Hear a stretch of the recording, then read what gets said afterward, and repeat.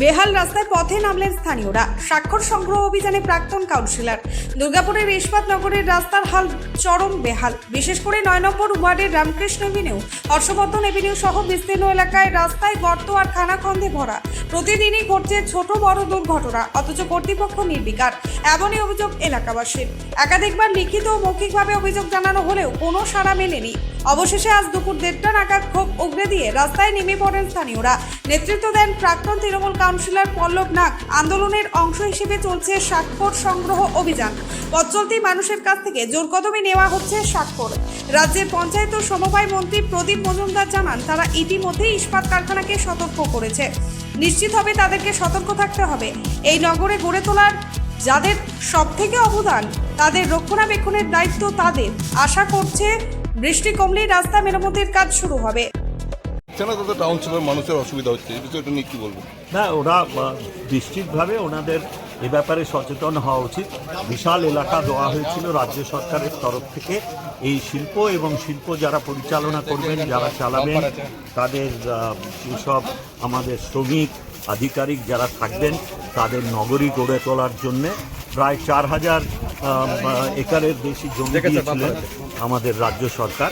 তো সেখানে যে নগরী গড়ে উঠেছিল সুন্দরভাবে, তাকে রক্ষণাবেক্ষণের দায়িত্ব এই ডিএসপি।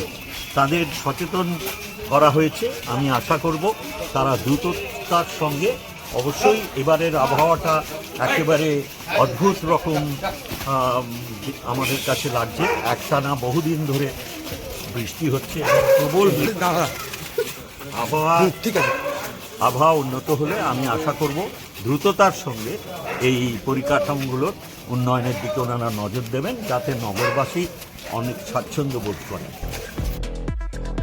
দুর্গাপুরের প্রাক্তন কাউন্সিলর পল্লব নাগ জানান, দুর্গাপুরের নগর কমিটি বয়োজ্যেষ্ঠ মানুষ এবং স্কুলের ছাত্রছাত্রী সকলকে নিয়ে তারা একটি সিদ্ধান্ত নিয়েছে এবং তাদের সকলকে সই করিয়েছে যে দুর্গাপুর টাউনশিপের আশেপাশে যে সমস্ত রাস্তাগুলি আছে সেগুলির বেহাল অবস্থা তা ঠিক করার দায়িত্ব নিতে হবে এবং তার সমস্ত কাজের প্রথম পদক্ষেপ হিসেবে সকলের সই জোগাড় করে তা দুর্গাপুর নগর নিগমের যিনি আধিকারিক আছেন তাকে জমা দেওয়া হয়েছে এবং আবেদন করা হয়েছে দুর্গাপুজোর আগে যেন এই সমস্ত রাস্তা ঠিক করে দেওয়া হয়।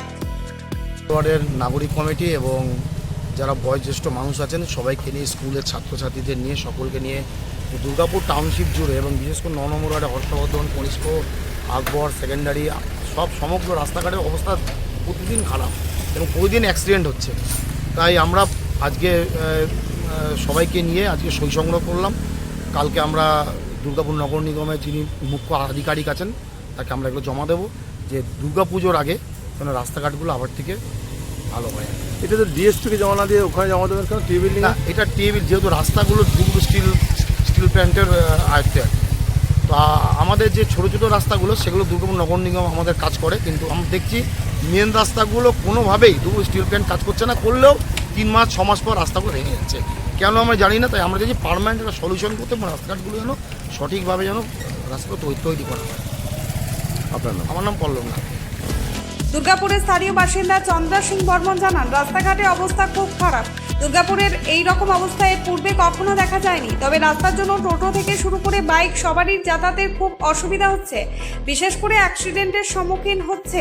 এরকম জীবন মরণ পরিস্থিতিতে দাঁড়িয়ে তাদের এই সই সংগ্রহের যে সুব্রত তাকে করে জানানো হোক আর যত দ্রুত সম্ভব রাস্তা মেরামতের কাজ সম্পন্ন করা হোক।